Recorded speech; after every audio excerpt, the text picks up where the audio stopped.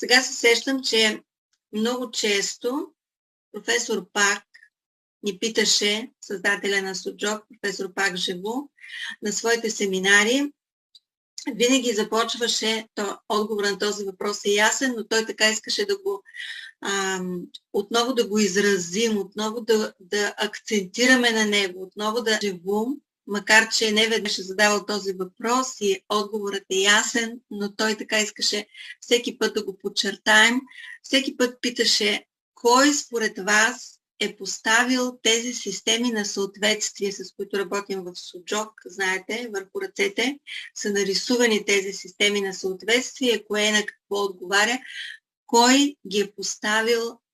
в нашите ръце, кой ги е нарисувал върху нашите ръце. Те са толкова ясни, толкова явни, подобието между човешката ръка и човешкото тяло е толкова явно и толкова силно, особено когато вече си му обърнал внимание и си го видял, че наистина човек се чуди как така идеално са изрисувани върху нашите ръце. И разбира се, отговорът на този въпрос е,